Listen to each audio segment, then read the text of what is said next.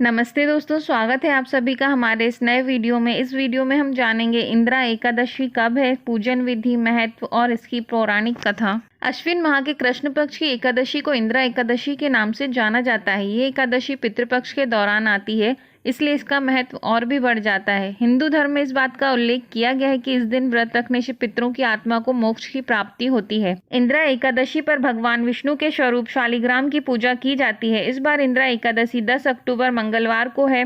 ऐसा माना जाता है कि इस एकादशी का व्रत रखने से व्रत रखने वालों को स्वर्ग की प्राप्ति होती है और व्यक्ति जन्म मरण के बंधन से मुक्त हो जाता है। इसके अलावा घर में सुख, समृद्धि और खुशहाली आती है। साधक श्रद्धा भाव से एकादशी का व्रत रख विधि विधान से भगवान विष्णु की पूजा करते हैं।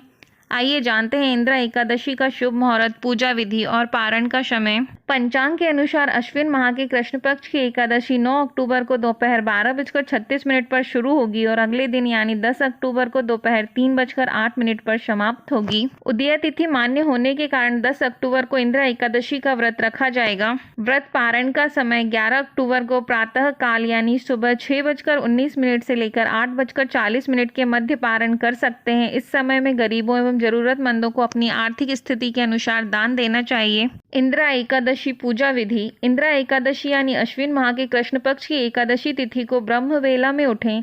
इस समय भगवान विष्णु और माँ लक्ष्मी को प्रणाम करें। इसके पश्चात घर की साफ सफाई करें। गंगा जल छिड़ककर घर को शुद्ध कर सकते हैं। दैनिक कार्यों से निवृत्त होने के बाद पानी में गंगा जल मिलाकर स्नान करें। अगर आसपास कोई पवित्र नदी है तो वहां जाकर स्नान करें और फिर व्रत का संकल्प लें।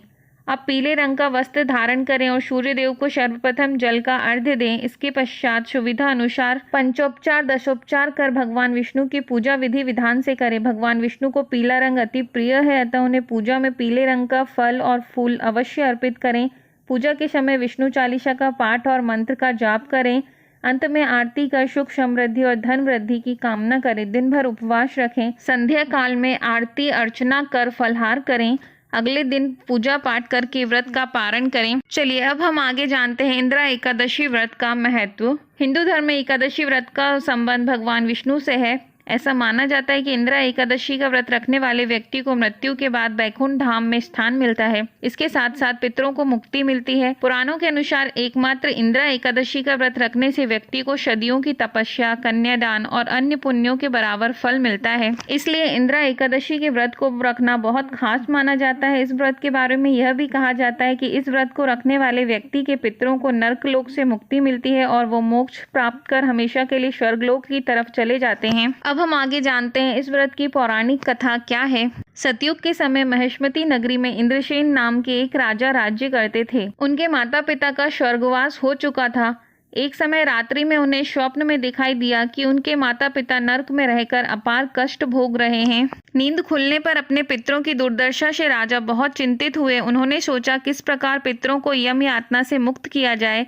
इस बात को लेकर उन्होंने विद्वान ब्राह्मणों और मंत्रियों को बुलाकर स्वप्न की बात कही। ब्राह्मणों ने कहा कि हे राजन, यदि आप इंदिरा एकादशी का व्रत करें तो आपके पितरों को मुक्ति मिल जाएगी। इस दिन आप भगवान शालिग्राम की पूजा करें, तुलसी दल चढ़ाएं, ब्राह्मणों को भोजन कराकर दक्षिणा दें, उनका आशीर्वाद लें। इससे आपके माता पिता स्वर्ग चले जाएंगे। राजा ने ब्राह्मणों की बात मानकर विधि पूर्वक इंदिरा एकादशी का व्रत किया।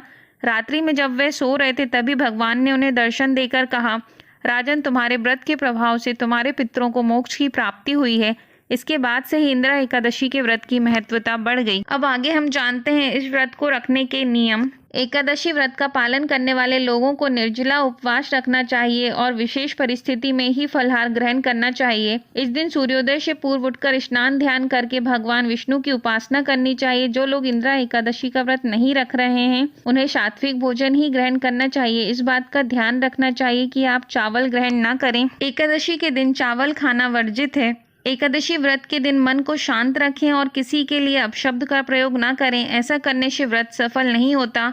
इसके साथ ही ब्रह्मचर्य का पालन अवश्य करें। एकादशी व्रत के दौरान भगवान विष्णु के सहस्त्र नाम पाठ का जाप करें और परिवार के कल्याण की प्रार्थना करें। भगवान विष्णु को भोग लगाते समय इस बात का ध्यान रखें कि सिर्फ सात्विक चीजों का भोग लगाया जाए। भगवान विष्णु के भोग में तुलसी को जरूर शामिल करें। ऐसा माना जाता है कि बिना तुलसी के भगवान विष्णु भोग ग्रहण नहीं करते। इस पावन दिन भगवान विष्णु के साथ साथ माता लक्ष्मी की पूजा भी करें। वीडियो में दी गई जानकारी अच्छी लगी हो तो चैनल को लाइक, शेयर शेयर और सब्सक्राइब करें। धन्यवाद।